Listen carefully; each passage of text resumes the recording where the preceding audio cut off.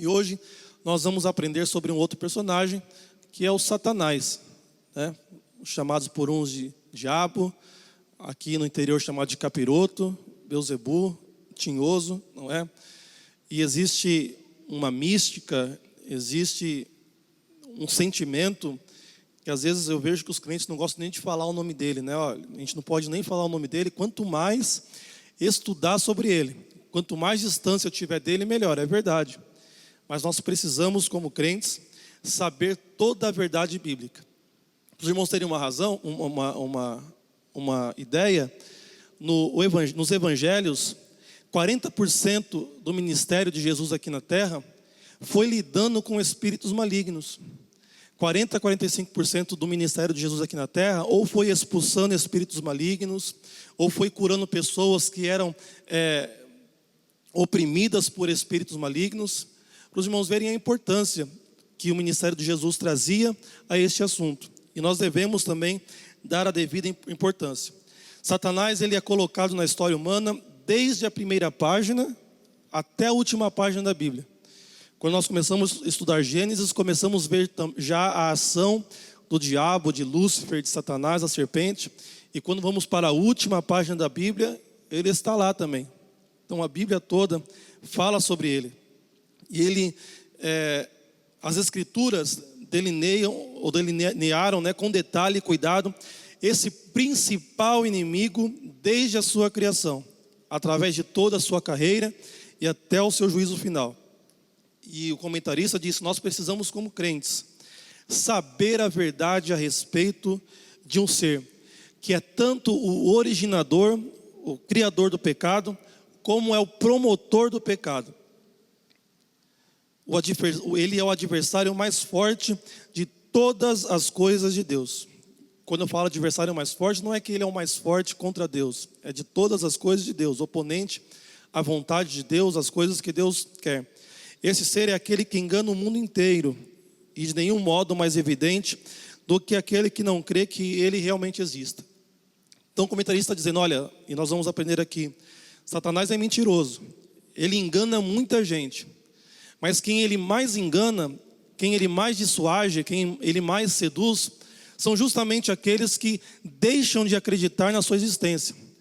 São aqueles que andam por aí dizendo: olha, Satanás é apenas um personagem folclórico, Satanás é um mito de uma religião, de uma igreja, Satanás é uma figura teatral, Satanás é uma figura de linguagem, Satanás é uma metáfora para a figura do mal. São esses justamente que Satanás mais engana, que estão mais presos na sua sedução e nas suas armadilhas. Então nós vamos começar aqui, meus irmãos, pincelando o que Satanás não é, tá? E depois nós vamos falar o que ele é. Satanás, então, não é uma figura de linguagem, não é uma figura de linguagem de um texto não real, não é não verídico. Satanás não é apenas uma personificação metafórica do mal. Não é, olha, existe um mal que é intangível, um mal que não se pode explicar, e Satanás é apenas uma personificação metafórica do mal. E também Satanás não é apenas um engano de mentes insanas. Satanás não é a criação da nossa cabeça, como dizem muitos aí fora. Satanás não é invenção de pastores. Satanás não é invenção daqueles que escreveram a Bíblia inspirados pelo Espírito Santo. Nós vamos aprender que Satanás é uma pessoa, tem personalidade, pensa, argumenta, fala, age contra a igreja, contra os pensamentos de Deus e contra Deus. Sem referência à Bíblia, à revelação, o mundo tem imaginado Satanás como um ser grotesco. Feche os olhos aí onde você está. Todos, feche os olhos. Agora tente trazer à lembrança a sua imagem mais conhecida do diabo. Como que o diabo se apresenta para você? Geralmente é aquele diabo que nós vemos em livros, em quadrinhos, em filmes, não é? Um ser grotesco, gigante, com chifres, a cara feia, a cara de bode, com um tridente na mão, vermelho, não é? Um bicho feio. Pode abrir os olhos. Quantos se imaginam o diabo assim? Levanta a mão. Bicho feio, né? Feio. Com a camisa do Corinthians, tô brincando, irmão. Com a camisa do Corinthians não. Mas bicho feio, grotesco. É verdade, né? Eu também imagino assim.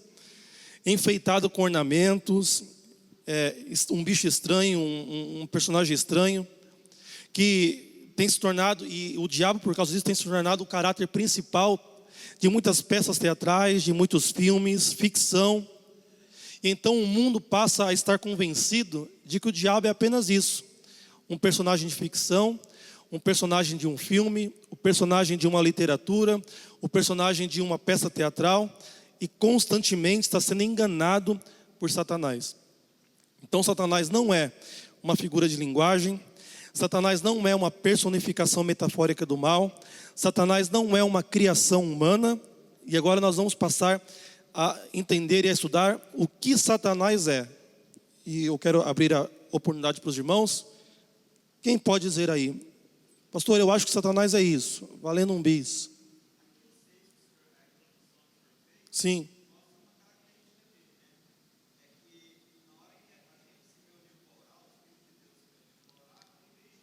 Ele está junto, está no meio. E se ele está, ele é real. Um bis para o senhor, viu? Muito obrigado. Quem mais? Irmão, participa aí, me ajuda na lição. As mulheres.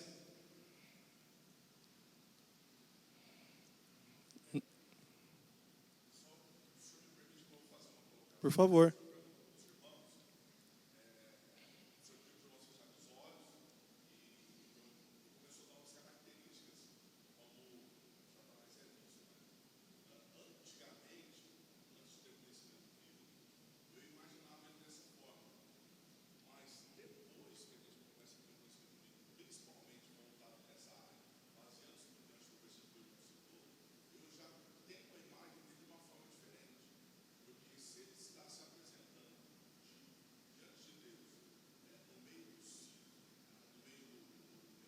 Dos filhos de Deus.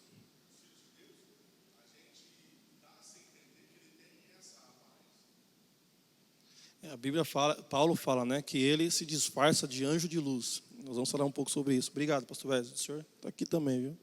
O senhor está comendo doce? Tá?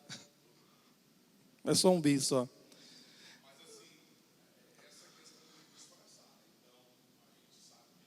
Sim, ele é dissimulado. Sim, ele é dissimulado.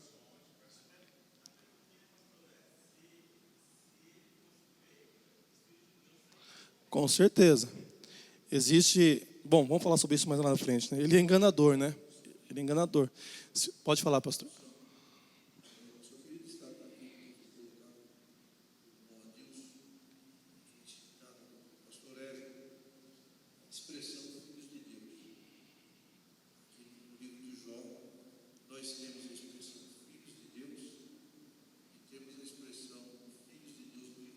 Sim, capítulo 6.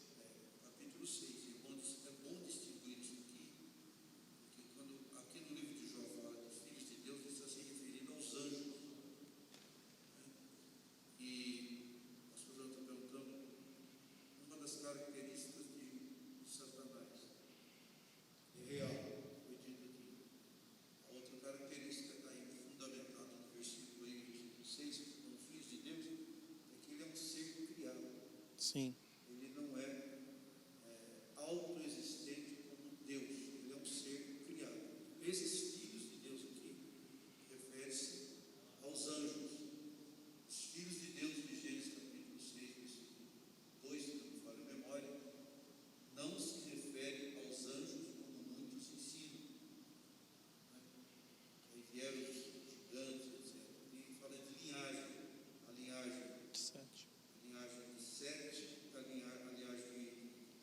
Sete.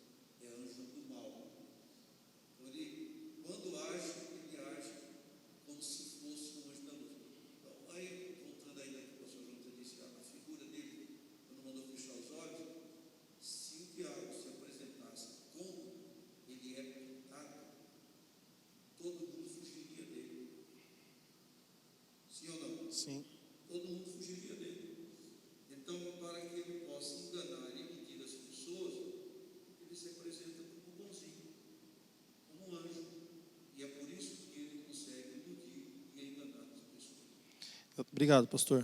O seu bispo está aqui também. Depois os irmãos lembram, tá? Estou colocando aqui, eu não vou lembrar de quem é. Exatamente isso que o pastor disse. E uma das principais características de Satanás é justamente essa. Ele é dissimulador. Satanás, ele é enganador. Satanás, ele é a personificação viva da mentira e do engano. Quem disse isso foi o próprio Jesus. Abra sua Bíblia comigo, no Evangelho de João, capítulo 8, e verso 44.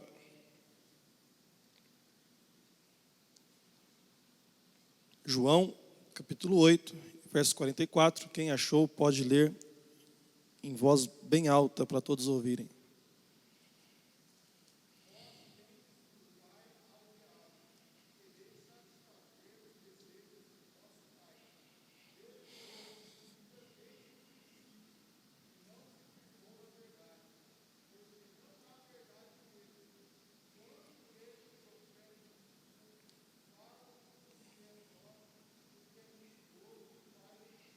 Então os irmãos vejam aí o que Jesus está apresentando, ou como Jesus está apresentando o diabo. Olha, ele é homicida desde o princípio e nunca falou a verdade, nunca se firmou na verdade, porque não há verdade nele, fala-lhe do que é próprio.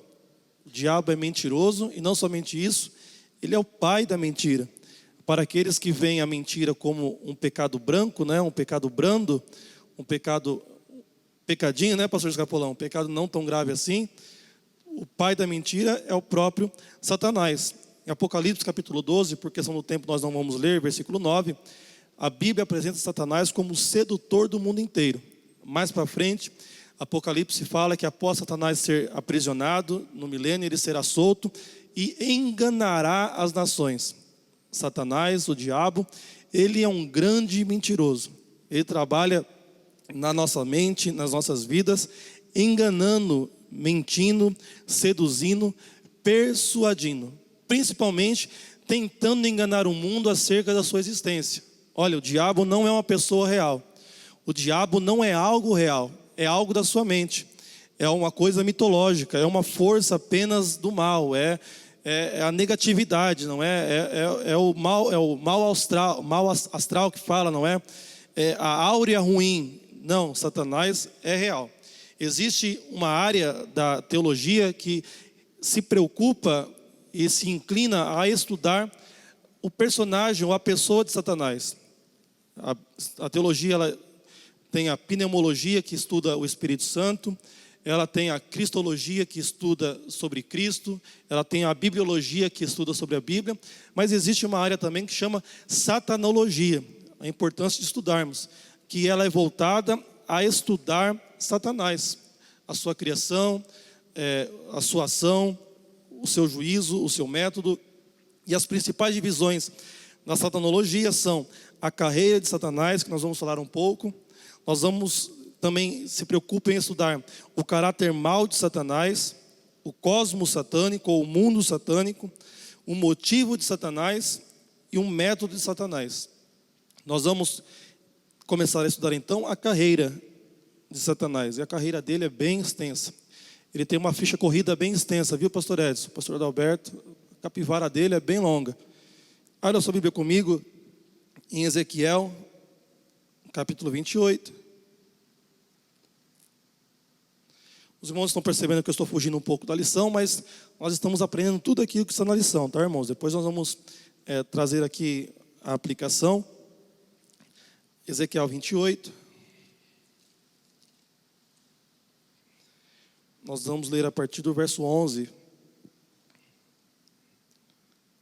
Diz assim: Veio mais a mim a palavra do Senhor dizendo: Filho do homem, levanta uma lamentação sobre o rei de Tiro e diz-lhe: Assim diz o Senhor Jeová: Tu és o aferidor de medida, cheio de sabedoria e perfeito em formosura. Estavas no Éden, jardim de Deus.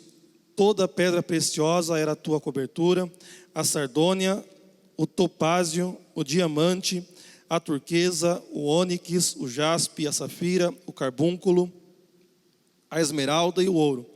A obra dos teus tambores, dos teus pífaros estava em ti. No dia em que foste criado, foram preparados. Tu eras querubim ungido, para proteger, e te estabeleci no monte santo de Deus. Estava no meio das pedras afogueadas, e no meio das pedras afogueadas andavas.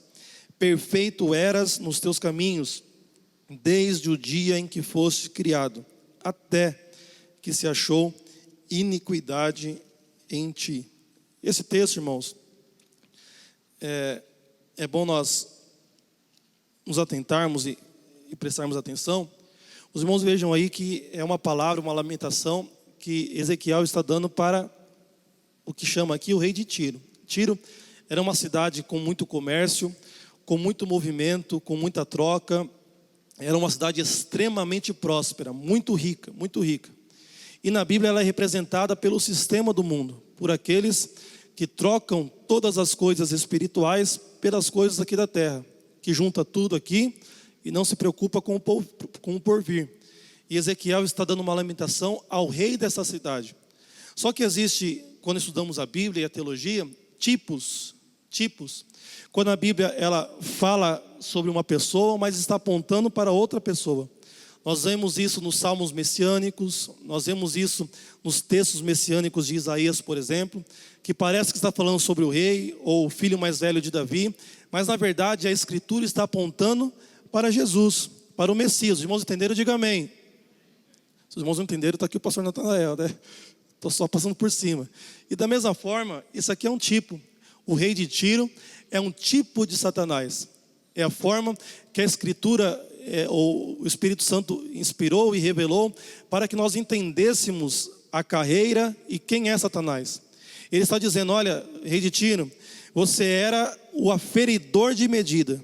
Aferidor de medida tu eras perfeito. As coisas não eram medidas, ou a perfeição era medida a partir de você. Para nós sabermos o que era perfeito, você era o padrão, o aferidor de medidas. Você era cheio, ou é cheio de sabedoria, não é?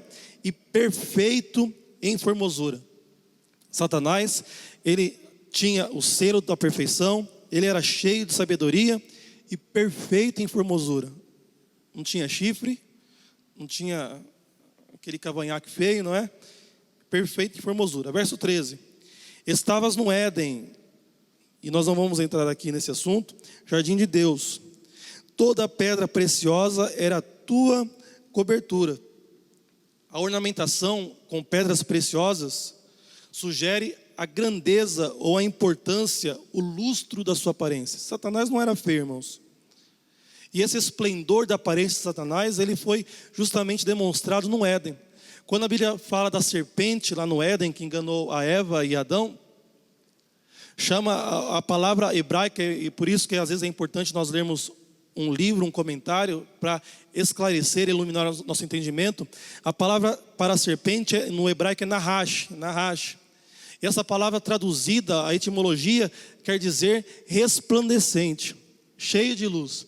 Então lá no Gênesis está dizendo, olha, então o ser resplandecente, cheio de luz, veio até Eva e a enganou. Verso 13 ainda, está apresentando Satanás. A obra dos teus tambores, os teus pífaros, são instrumentos musicais, estava em ti.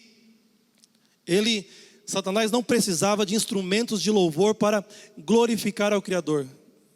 No dia que ele foi criado, e ele foi criado, ele já foi criado com um diadema de louvor. Ele tinha instrumentos nele que louvavam ao seu Criador. Mas então, a declaração mais importante desse texto está logo após. A declaração mais reveladora deste versículo é a afirmação da Bíblia, inspirada pelo Espírito Santo, de que ele é um ser criado. Em toda a sua formosura, em toda a sua perfeição, em toda a sua resplandecência, ele não se iguala a Deus, porque Deus é o único ser eterno, que não foi criado, autoexistente. Deus criou um ser especial, um ser resplandecente, um ser cheio de glória, um ser santo, mas ele foi criado e estava abaixo de Deus. Por ser criatura, ele devia e deve, não obstante o seu estado, naquele estado não é, de glória, de resplandecência, ser sujeito ao seu Criador e prestar conta a ele. Se você entendeu, diga amém. No verso 14, o Senhor chama este ser de querubim ungido. Querubim ungido. O guardador da santidade de Deus. O guardador do trono de Deus. Os querubins eram aqueles que guardavam ou prestavam guarda ao trono de Deus. Quando nós lemos no Antigo Testamento sobre a arca de Deus, não é? Como que ela deveria ser construída, como ela deveria ser colocada, as suas posições. Na tampa da arca, aquilo que guardava o que estava dentro, a glória de Deus, a presença de Deus, aonde Deus se manifestava entre os dois querubins. Os querubins guardavam a majestade e a santidade de Deus. Na hierarquia celestial, angelical, abaixo de Deus, os querubins estavam, ou estão ainda, aqueles que estão lá ainda, no mais alto nível na hierarquia angelical. Satanás era, antes de se tornar Satanás, era um anjo honrado. Ele ocupava uma posição de honra. Deus não criou Satanás assim como ele é agora. Deus criou Satanás como um anjo, o pastor disse já sobre isso, ele continua sendo um anjo, como um anjo que era perfeito em todos os seus caminhos. Só que esse anjo pecou. No verso 15, fala, olha, você era tudo isso, você era cheio de resplendor, você era cheio de beleza, cheio de formosura, cheio de perfeição, até o dia que se encontrou iniquidade em ti. Iniquidade é o pecado concebido, é o pecado planejado, até o dia em que Satanás olhou para o trono de Deus e disse, eu posso ser igual a Deus, eu posso me levantar e colocar o meu trono aonde está o trono de Deus. E nesse dia ele pecou, até o dia que ele se opôs à vontade de Deus. E por este ato, por este pecado, Satanás se tornou Satanás. Ou o significado da palavra, aquele que resiste, aquele que se opõe à vontade de Deus. E todos os títulos que Satanás tem nas Escrituras, são mais de 40. Eu não anotei aqui porque o tempo não ia dar. Deus criou um anjo santo que possuía, e aqui, pode falar, pastor. Pastor Escapular, se puder trazer um pouquinho de água, não for pedir muito, obrigado.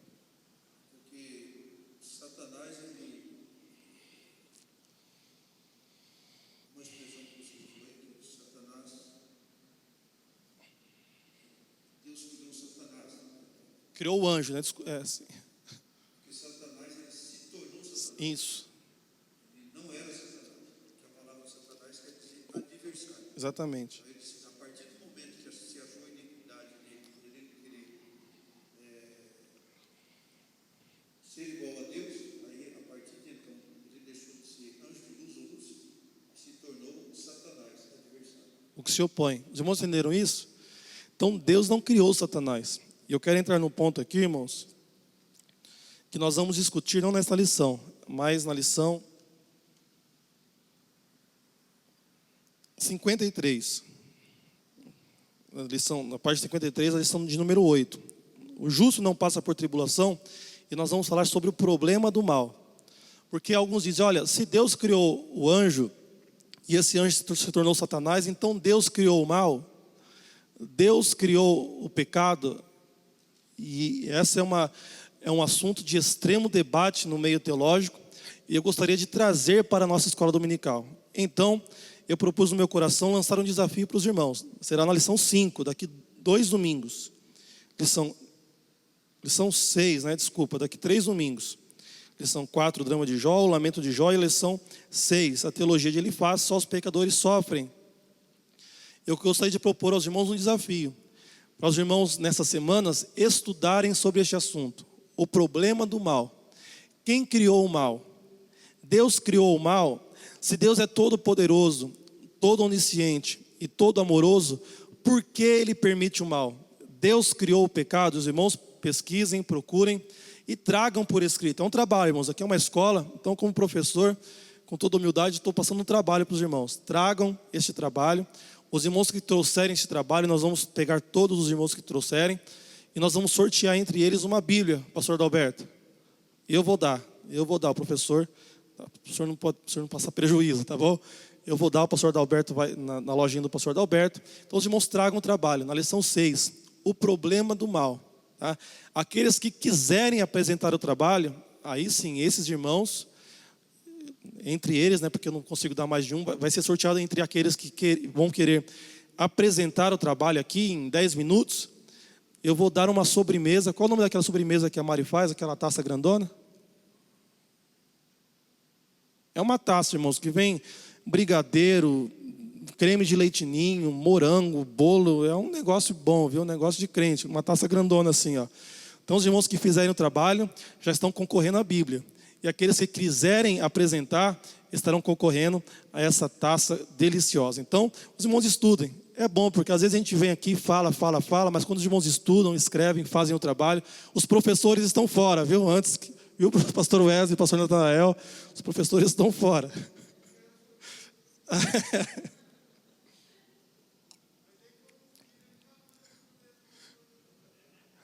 Os irmãos concordam comigo que os professores têm que ficar fora? Porque senão... Então, na lição 6, tá, irmãos? Estudem em casa o problema do mal. Tragam trabalho, pode ser digitado, pode ser escrito, tá bom? E se os irmãos quiserem apresentar, os irmãos terão 10 minutos aqui para apresentar. Dessa forma, este assunto ficará guardado no seu coração. Por que eu digo isso, irmãos? Porque nos debates que tem aí fora entre ateus e cristãos, o assunto principal que os ateus colocam para refutar a nossa crença, a nossa fé, é justamente o problema do mal. Se Deus é real, por que existe o mal no mundo? Se Deus é todo bondoso, por que as pessoas sofrem? Se Deus é um Deus de amor, então por que existem crianças pequenas, inocentes com câncer? Estude e você vai entender, amém? E dessa forma você vai poder defender, é uma apologética, a sua fé.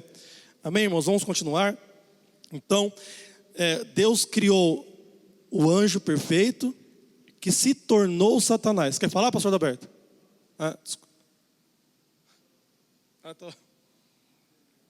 Deus criou um anjo perfeito em sua bondade, em sua misericórdia, em sua sabedoria, e este anjo se opôs. Nós vamos falar um pouco aqui. Pelo seu pecado, ele perdeu a sua santidade. Deus criou um anjo santo. Deus não criou Satanás, Deus não criou o diabo. Deus criou um anjo santo que possuía o poder de escolha entre o bem e o mal. E ele escolheu fazer o mal. Entenda isso. Existem aqueles que falam também, se Deus é tão bondoso, por que Deus criou o Éden, colocou o homem lá, colocou todas as árvores e colocou aquela árvore que o homem não podia comer, sabendo que ele ia comer e ia pecar? Os irmãos estudem que nós vamos... Pode falar, pastor.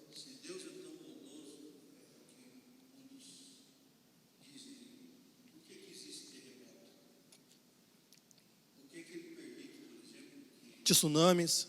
Por que ele permite que o fogo se alastre na floresta da Califórnia e bate um monte de pessoas? Por que ele permite furacões que matam milhares de pessoas? Por que ele permite a guerra? Então, são essas questões. Lição 6, irmãos. No próximo bate-canal, nesse mesmo bate-horário. Os irmãos concordam comigo que o pastor deveria dar essa aula? Amém, irmãos? Pastor Natanael? Pode ser, pastor? Aí todo mundo aprende. E facilita para a gente, né, pastor Wesley?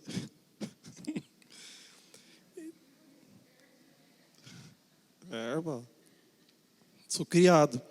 Pelo seu pecado, ele perdeu a sua santidade original e a sua posição celestial. Mas, olha isso, irmãos. Ele retém, ele tem ainda, permanece nele, a sua sabedoria.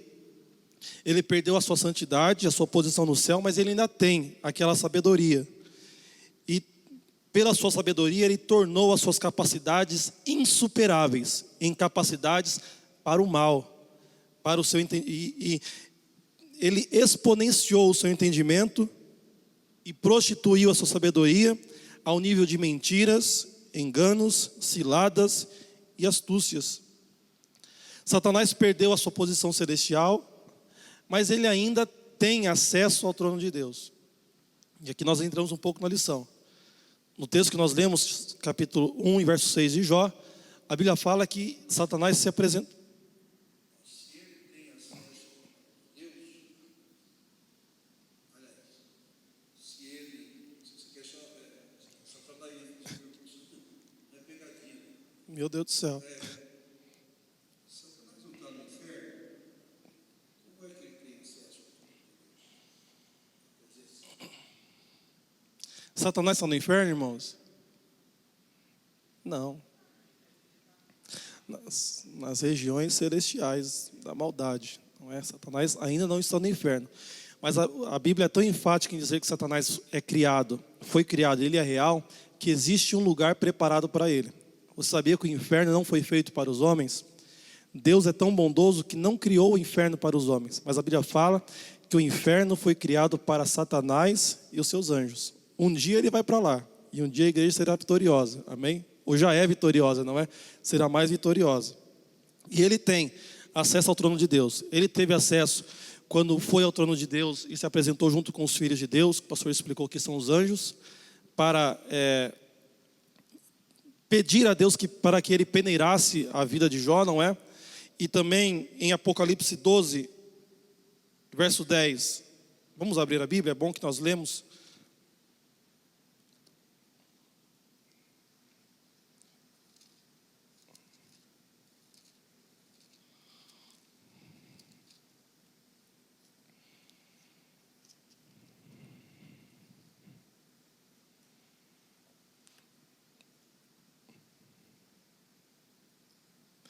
E ouvi uma grande voz, Apocalipse 12, verso 10. E ouvi uma grande voz no céu que dizia: agora chegada está a salvação, e a força, e o reino do nosso Deus, e o poder do seu Cristo.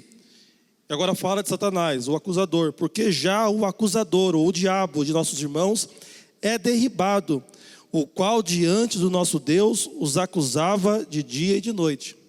Preste atenção no que a Bíblia está dizendo. Até esse dia que ainda não chegou, Satanás está diante de Deus, o diabo, o acusador, acusando os nossos irmãos, eu e a você, todos os dias, de dia e de noite. A importância de mantermos uma comunhão com Cristo e entendermos o Evangelho e nós termos vestidos o capacete da salvação. Todos os dias, irmãos, você está dormindo lá de madrugada, Satanás está diante de Deus: olha, é pecadora, viu? Eu quero a alma dela, eu quero acabar com a família dela, eu quero destruir a vida dele, eu quero acabar com a família dele, todos os dias. Lá em Zacarias nós vemos esse quadro também, quando Satanás está à mão direita do anjo do Senhor acusando. Vamos ler? Zacarias 3. Zacarias está antes de Malaquias.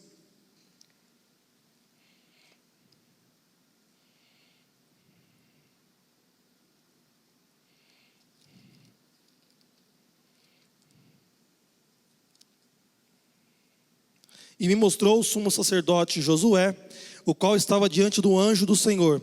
E Satanás estava à sua mão direita para lhe se opor. Ele é o opositor.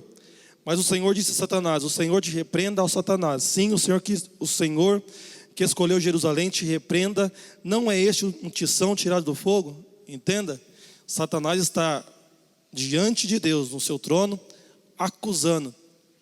Da mesma forma que Jesus disse para Pedro: Pedro, Satanás pediu ao Pai para peneirar a sua vida. É o que ele está fazendo. Só que Jó, e numa pregação eu já mencionei isso, Jó, em todo o livro de Jó, ele não faz nenhuma reclamação, nada, ele não reclama de nada, apenas de uma coisa. Jó diz: olha, quem dera eu tivesse um advogado, quem dera eu tivesse um intercessor, alguém que me ajudasse diante do Pai.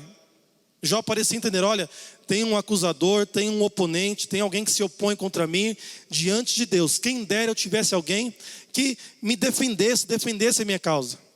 E Jesus está falando para Pedro: Pedro, Satanás, diante do trono de Deus, pediu ao Pai para peneirar a sua vida. Mas ele fala: mas tem uma coisa, Pedro, diferente de Jó, eu roguei ao Pai. Nós temos um intercessor. Jesus, ele ressuscitou, está à direita de Deus. Satanás pode estar lá de dia, de noite, todas as horas acusando, procurando nos destruir, mas nós temos um intercessor, Jesus Cristo, o justo, nosso advogado. Você pode dar glória a Deus por essa verdade? Louvado seja o nome de Deus. Então, Satanás, meus irmãos, ele é real.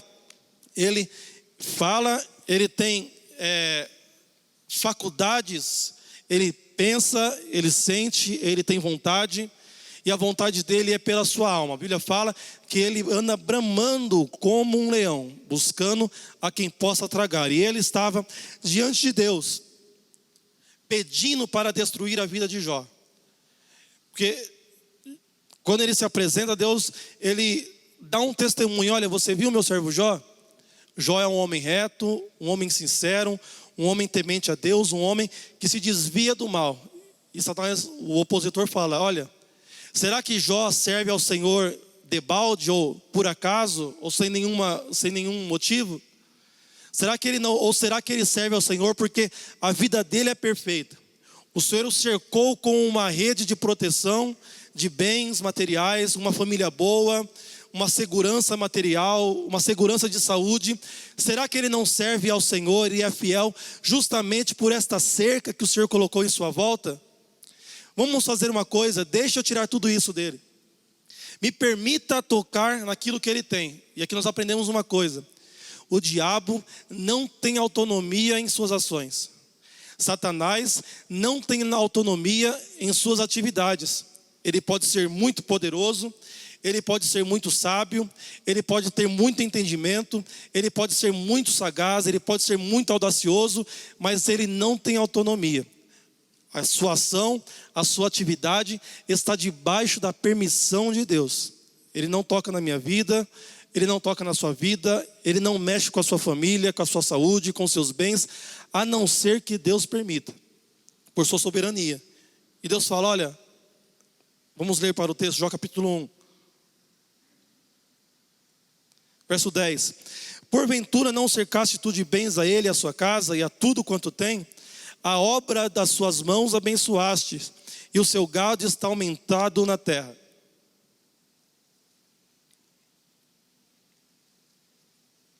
Mas estende a tua mão e toca-lhe em tudo quanto tens, e verás se não blasfema de ti na tua face. Olha, irmãos, não sei se é um dos temas da lição, mas existem aqueles que falam que Satanás estava tentando a Deus, incitando a Deus, porque um dos papéis de Satanás é justamente tentar, incitar. Em 1 Crônicas 21:1, a Bíblia fala que Satanás incitou a Davi para numerar o povo de Israel. Mas a Bíblia também nos ensina que Deus não é um homem, e Deus, ele não tenta e não pode ser tentado. Entenda isso. Deus nunca foi e nunca será tentado por Satanás. Tentação é a inclinação ou a incitação para fazer o mal, para fazer aquilo que não é bom. Deus não é tentado. Deus não foi tentado por Satanás. Pelo contrário, Satanás queria tentar a Jó. E Deus permitiu que Satanás provasse a Jó. Olha a diferença. Olha, e disse o Senhor, olha o verso 11: mas estende a tua mão e toca-lhe em tudo quanto tem. Falando de Jó. E verás se não blasfema de ti na tua face. A tentação, a provação era de Jó. Mas a Bíblia fala também que Deus... Pode falar, pastor Edson. Estou ouvindo.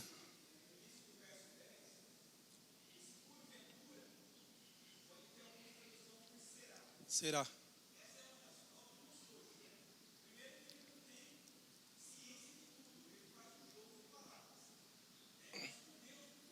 Sim.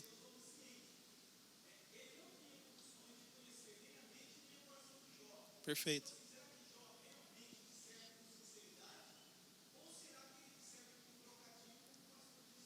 Sim. Sim.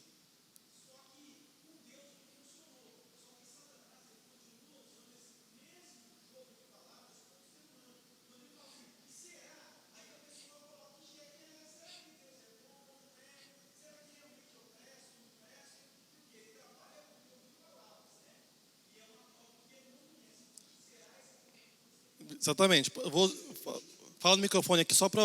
Bom, é só não perder a linha de pensamento, né? Pode. Deixa eu agregar aí, porque diz que Deus não é tentado, fato. Aí vem aquela, é possível que passe na mente, mas que Jesus não foi tentado. Que Jesus não foi tentado como Deus. Jesus foi tentado como homem. Jesus era Deus. Mas ele não foi tentado como Deus, ele foi tentado como homem. E está dentro do que o pastor Edson acabou de dizer, do jogo de palavras.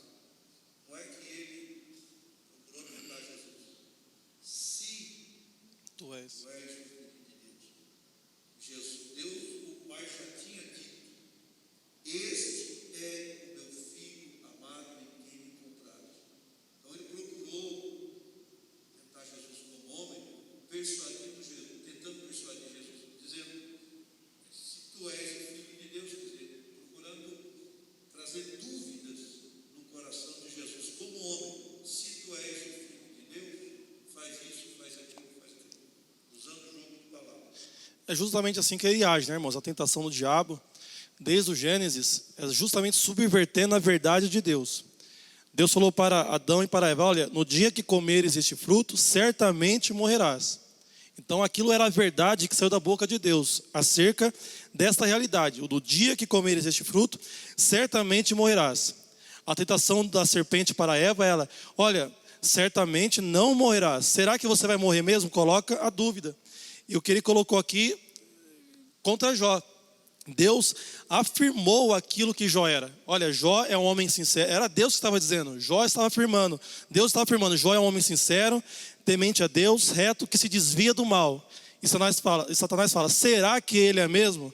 Será que ele é mesmo? Interessante que o pastor Edson falou, é que ele não conhece. Satanás não é onisciente. Quando ele coloca em prova a lealdade e a fidelidade de Jó, Satanás não conhecia o coração de Jó. Por isso poderia tentar a Jó. Satanás não poderia tentar a Deus, porque Deus já conhecia o coração de Jó.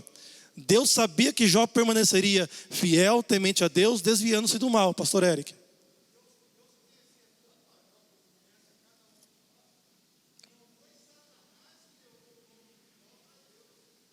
Exato.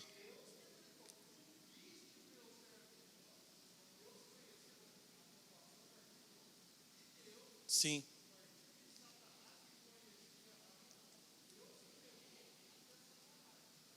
Sim. Pastor Eric, vou falar no microfone por causa da gravação. Pastor Eric está dizendo que Deus conhecia Jó, porque foi Deus quem apresentou Jó por nome a Satanás, e não o contrário. Da mesma forma que Deus conhece a cada um de nós por nome, por endereço, conhece o seu caráter, conhece o meu caráter e dá testemunho de nós também. Fica uma questão aqui, não é? Se nós pudéssemos ouvir o nosso testemunho, o testemunho de Deus a nosso respeito, o que será que nós poderíamos ouvir, não é? Fica aqui no ar essa pergunta. Então, meus irmãos, Satanás, nós aprendemos, ele é um ser espiritual, assim como os anjos, é o primeiro tópico, o livro de Jó. E a natureza de Satanás é um ser espiritual. Os anjos foram criados e são seres espirituais. É por isso que aquela falácia daqueles que ensinam sobre Gênesis capítulo 6, como se fossem os anjos que vieram e deitaram-se com as mulheres, é uma falácia. Foge completamente do texto sagrado, da exegese bíblica, porque anjos sempre foram e sempre serão seres espirituais. Jesus fala que os anjos não se dão a casamento. Anjos são seres assexuais. Anjos são seres espirituais. E Satanás é um ser espiritual que pode possuir seres carnais.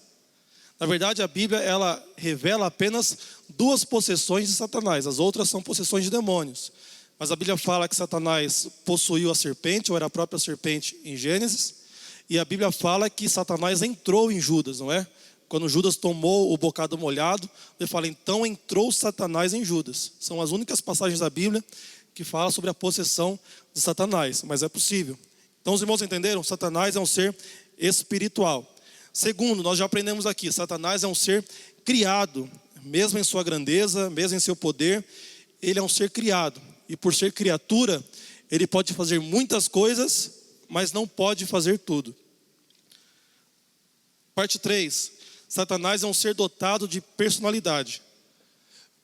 Como ele não é apenas uma personificação metafórica do mal, uma áurea, ele é um ser, tem personalidade. Satanás tem personalidade. Satanás ele fala, Satanás ele tem entendimento.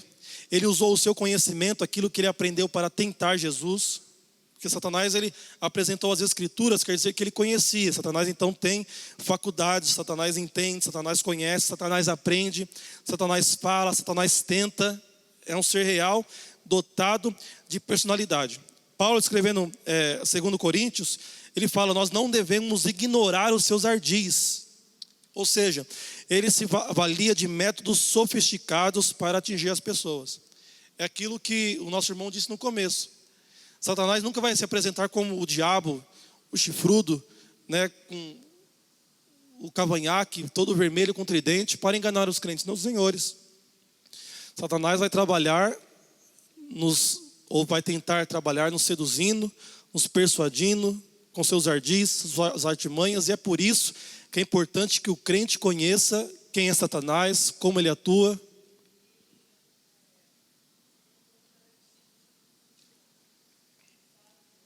Sim, ele atua e ele nos tenta com os nossos sentidos. A Bíblia fala que o inimigo do crente, aquilo que nós devemos lutar, é o mundo, a soberba da vida, a concupiscência da carne, não é dos nossos olhos, e o mundo, né? Nós devemos lutar contra o diabo. Oh meu Deus, me ajuda aqui, pastor. Contra o diabo, contra a carne e contra o mundo, me perdoe.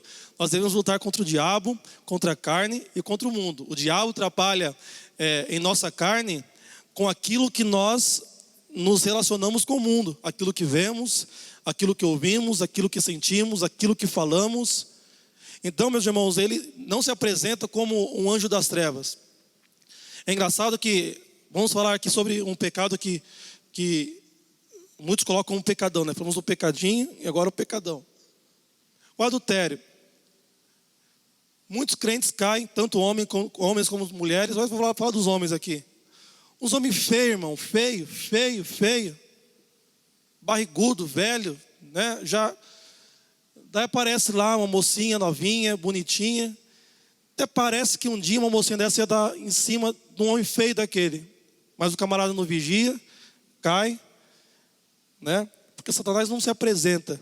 Não vai se apresentar para um homem desse como um anjo de trevas, como um chifrudo. Ele conhece as nossas limitações, as nossas fraquezas, não porque ele é onisciente, porque ele estuda. Ele anda por toda a terra estudando e trabalha em nossos sentidos. Por isso, é importante você conhecer como ele trabalha. Paulo, falando aos Efésios, fala que a nossa guerra não é carnal. A nossa guerra, ela é guerreada nas regiões celestiais. E as nossas armas também são espirituais. Nós precisamos conhecer a forma que Satanás age, a forma que ele nos tentará afastar da presença de Deus. Então, o primeiro tópico, o livro de Jó e a natureza de Satanás, nos falou. Por favor, pastor. Só foi falado aí de pecadinho e de pecadão. Pecadinho. Entre aspas, eu falei. Então, assim, é só para ilustrar. Pecado grande e pecado pequeno. Eu costumo usar essa ilustração da seguinte forma. Os irmãos sabiam que cavalo morde? Quem sabe o que cavalo morde? Sabe o que cavalo morde? Uma mordida de cavalo mata. Dependendo do lugar onde ele morde. Mas se ele morder seu braço, mata. O que você faz depois que você leva a mordida de cavalo no braço, na batata da perna, no lugar do seu corpo que não te levou à morte? O que você faz? Vai tratar até sarar. Leva um período, leva um processo, trata e sara. Vamos aqui para o que estamos convivendo. O coronavírus. O cavalo, ele é visível. O coronavírus é visível? Não. Não é visível. Mas quando ele entra numa pessoa, dificilmente a pessoa escapa. O câncer, quando ele atinge uma pessoa, dificilmente a pessoa escapa. Porque são,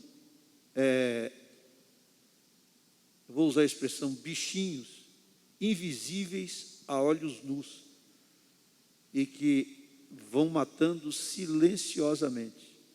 Há um dizer dos médicos, por exemplo, o câncer no intestino, o câncer em outros lugares, eles matam silenciosamente.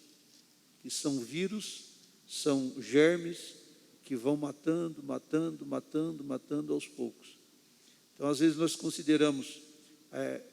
desconsideramos ou consideramos demais o pecado grande e desconsideramos os pecadinhos, não é? Esses pecadinhos, não é que eles são mais perigosos, é que eles devem ser dado mais atenção a esses pecadinhos e também aos pecados grandes. O pecado grande é visível, ele pode ser tratado, ele pode ser curado, a pessoa pode ser restaurada. E há pecadinhos que levam a pessoa à morte e à morte eterna. Não é que o pecado de adultério ou qualquer outro pecado não leva a pessoa à morte. Ele leva. O salário do pecado é a morte. Eu estou falando com relação às consequências de um e de outro. Muito bem. A Bíblia fala que são as pequenas raposas, não é? As raposinhas, não as grandes raposas que destroem a vinha. Então nós precisamos vigiar, meus irmãos, a todo tipo de pecado. Todos eles levam à morte se não houver arrependimento, transformação e mudança de vida. Vamos para o tópico 2, o livro de Jó e as obras de Satanás. As obras de Satanás. Vou passar por cima, porque nós já falamos muito sobre isso. O que Satanás faz? Primeiro, vou ler aqui, a introdução do livro de Jó apresenta Satanás como um ser capaz de agir contra o ser humano. Através de suas ações, é possível conhecer a natureza maligna de suas obras. É da natureza do diabo provocar dor e sofrimento aos seres humanos. No livro, Satanás impõe ao patriarca um sofrimento, até então sem precedentes, pois ninguém sofreu como Jó no Antigo Testamento. Primeiramente, o diabo atingiu as posses dele, o que fez o patriarca sofrer ao ver o seu patrimônio destruído repentinamente. Da mesma forma, houve grande sofrimento em Jó, quando ele viu a tragédia se abater sobre a sua casa, pois sua família foi devastada. Entretanto, o sofrimento do homem de Uz não cessou com a perda da família. O diabo o infligiu com uma doença que o fez padecer dor e isolar-se de todos. Então, uma das funções de Satanás, ou a forma que ele age, que ele trabalha, é trazendo dor e sofrimento à humanidade. Agora, irmãos, Jesus ele curou muitas pessoas nos evangelhos, repreendendo os espíritos que os oprimiam. Mas houve uma passagem que eram cegos, se não estou enganado, que os discípulos perguntaram: olha, Jesus, quem pecou? É fruto de pecado? É ação de Satanás? Quem pecou? Ele ou seus pais? Jesus falou: não, nem ele, nem seus pais. Então é importante nós dizermos que a função de Satanás é trazer dor e sofrimento para o ser humano, mas nem tudo é Satanás. Irmãos, entenderam? Nem tudo. Bem, número 2, acusar. Nós já falamos sobre isso. O diabo é capaz de infligir dor e sofrimento. Mas não só isso, ele também acusa. Faz parte da sua natureza acusar. Foi o que ele fez com Jó. O diabo acusou de praticar uma religiosidade motivada por interesse. Ele disse, não é? Ele só te serve porque tem dinheiro, tem família, tem felicidade, tem segurança. Assim como fez posteriormente com o apóstolo Pedro, querendo cirandá-lo. O diabo quis fazer o mesmo com Jó. O livro do Apocalipse mostra a acusação com a missão do diabo. Nós já lemos esse texto, Apocalipse 12, verso 10, e já falamos também sobre o que o diabo queria fazer com Pedro. O item número 3, tentar. Por outro lado, devemos destacar a atuação de Satanás na tentação para o mal. Também faz parte. Meus irmãos, só falando da dor e sofrimento aqui, eu não vou falar muito porque vai entrar no trabalho que os irmãos vão trazer da lição 6, sobre o problema do mal. Tá bom? Por que existem doenças, por que existem enfermidades, por que o homem sofre. Eu estou me segurando um pouco para falar, para não dar spoiler, né? Mas na lição 6, nós vamos falar mais minuciosamente sobre isso, com mais tempo e com mais afinco. Número 3, tentar. Por outro lado, devemos destacar a atuação de Satanás na tentação para o mal. Também faz parte da sua natureza tentar pessoas. Pelo texto sagrado, podemos inferir que o diabo impulsionou os sabeus e os caldeus, povos até então nômades, a dizimarem os bens de Jó. É uma característica do diabo incitar e tentar para o mal. 1 Crônicas 21:1, eu citei aqui, quando Satanás incitou a Davi a numerar o povo de Israel. Uma das funções de Satanás, ou a principal, é tentar o povo de Deus, nos levar para o pecado, para o caminho mau. E o comentarista no livro, por isso que eu sempre recomendo aos irmãos que comprem um livro, ele diz assim: Deus permitiu Jó ser tentado pelo diabo, mas a resposta foi dada por Jó. Só há responsabilidade moral quando a liberdade de escolha. Jó escolheu não blasfemar. Em outras palavras, os homens serão responsabilizados moralmente pelas respostas que dão diante das escolhas que fazem. Isso mostra que não se pode culpar a Deus, e nem mesmo ao diabo, pelas escolhas equivocadas que fazemos. A função de Satanás é tentar, mas ele não detém o poder de decidir por quem é tentado. A resposta à tentação envolve, portanto, uma tomada de decisão por parte de quem é tentado. Forte isso aqui, né, irmãos? Eu falo, olha, eu caí, eu fui fraco porque eu fui tentado e o diabo me tentou. Deus permitiu a tentação, o diabo tentou, mas diante de Deus a responsabilidade da escolha que nós fazemos é nossa. Deus nos deu o livre-arbítrio, assim como Deus deu o livre-arbítrio aos anjos na queda de Satanás, para escolher entre o bem e o mal. Quando somos tentados, nós temos uma escolha. A Bíblia fala que Deus não nos deixa passar por tentações maiores do que aquelas que nós podemos suportar. Então, ninguém é tentado além do seu limite. Ninguém é tentado além da sua capacidade.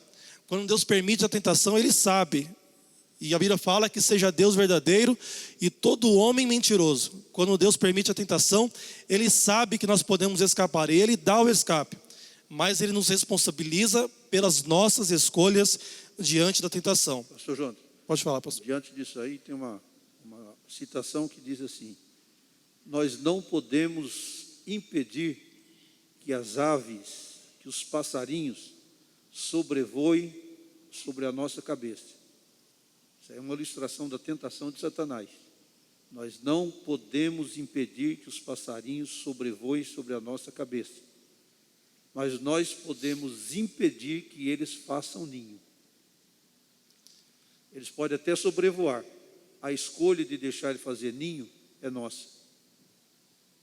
Sim, existe uma frase que eu gosto muito também, que eu esqueci quem disse, mas depois nós podemos procurar no Dr. Google, que Deus, Ele não manda ninguém para o inferno.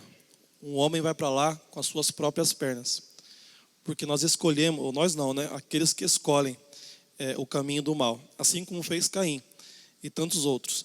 Deus não abandona Jó nas mãos de Satanás, mas Ele dá permissão para testar a disposição de Jó em permanecer leal e devoto. Interessante dizer, ou voltar a dizer, que Deus deu testemunho de quem Jó era. Então Deus sabia quem Jó era.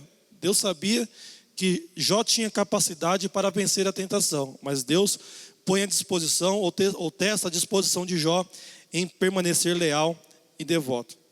Vamos para o tópico 3, eu estou acabando. O livro de Jó e o ocaso de Satanás.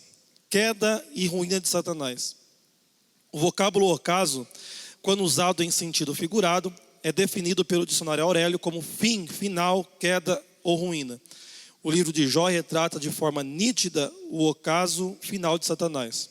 A vitória de Jó foi uma derrota para ele.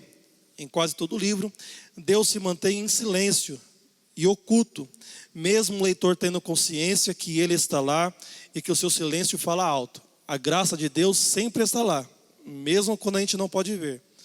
Por outro lado, o diabo não aparece mais a partir do capítulo 3 e não é mais mencionado no restante do livro. Não é, pois, propósito do livro pô-lo em evidência, nem tampouco superestimar o mal. O livro de Jó mostra que Satanás não conseguiu o seu intento, que era fazer com que Jó blasfemasse. O livro de Jó mostra mais uma vez a figura ou aquilo que vai acontecer no final. Eu disse para os irmãos que Satanás ele aparece na primeira página ou na primeira parte da Bíblia e vai até a última parte da Bíblia. E a revelação divina nos mostra como ele foi criado, mas nos mostra também como ele foi vencido. No fim, Deus vence e Deus continua vencendo no meio também. E da mesma forma, Jó mostra isso. Olha, Satanás se levantou, tentou destruir, mas o seu fim foi a sua derrota e a vitória de Jó. Item 2, Jó e o testemunho de Deus. O livro tem um início dramático, mas um final apoteótico. Jó foi submetido a uma prova de fogo e mesmo sendo chamuscado pelas chamas do sofrimento, saiu vivo e vitorioso. Deus nunca o abandonou. A graça, eu disse isso, não é? A graça estava oculta, mas estava lá. No momento oportuno, ela se manifestou. Vamos ler Jó 38:1.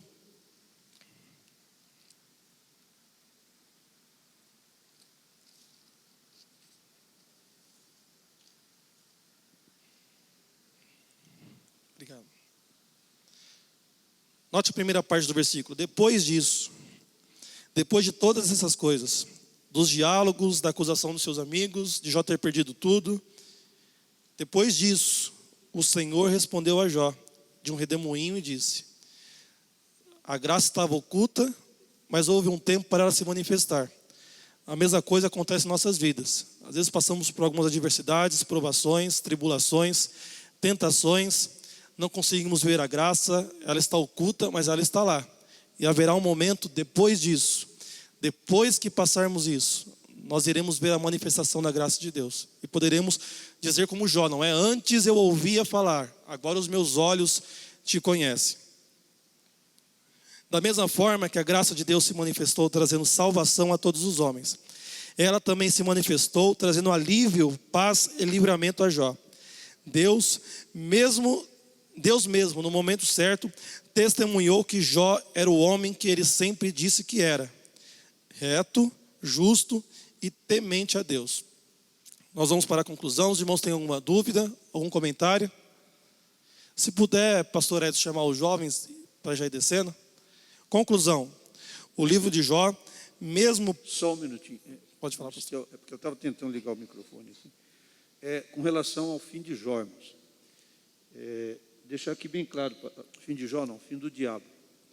Deixar claro para os irmãos que o diabo já está condenado. Ele está em ação plena para as coisas do mal, mas ele já está condenado. Ele só não está preso.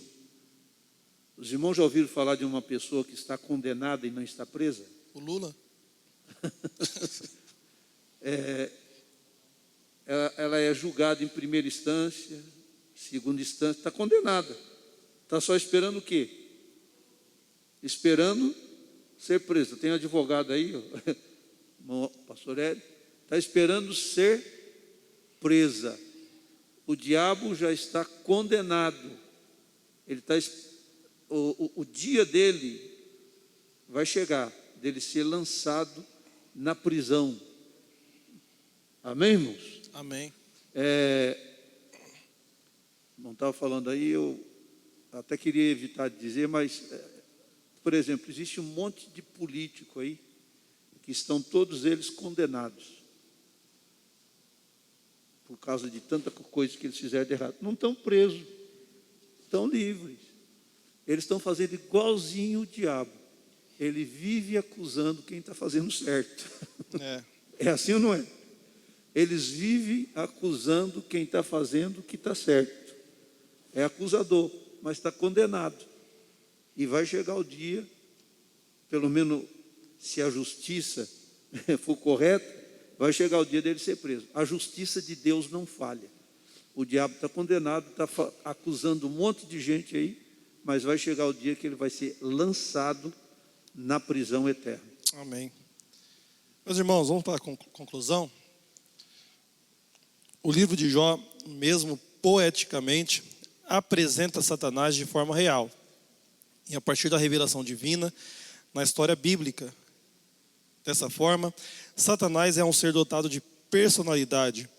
Ele possui grande conhecimento e age com perspicácia. Não deve, portanto, ser ignorado.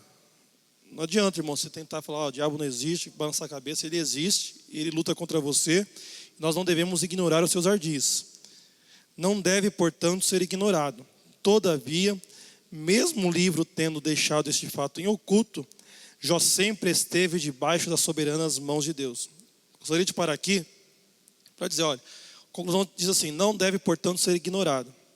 em uma mensagem minha, eu falo, olha, o diabo ele está todos os dias, em todos os momentos, de dia e de noite, com um alvo nas nossas costas, com um alvo na nossa casa, com um alvo nas nossas famílias. E nós não devemos ignorar os seus ardis. Se a prioridade do diabo é a minha alma, é a minha comunhão com Deus, é a minha família, são os meus filhos, deve ser também a minha prioridade maior, a minha comunhão com Deus, a minha família, a minha piedade, a minha vida cristã, a minha vida reta. Porque se para ele é a prioridade, irmãos, ele está lutando. Às vezes a gente coloca as armas para baixo, não é? Abandona a oração, abandona o ensino da palavra, abandona a consagração, a devoção, mas ele continua lutando, continua lutando. Por isso Paulo fala, não ignore os seus ardis. Não se esqueça que nós estamos em batalha espiritual. Quem larga as armas sofre um grande risco de ser derrotado. Sofre um grande risco de morrer. Sofre um grande risco de ser ferido. Nós não podemos ignorar os seus ardis em nenhuma área, irmãos.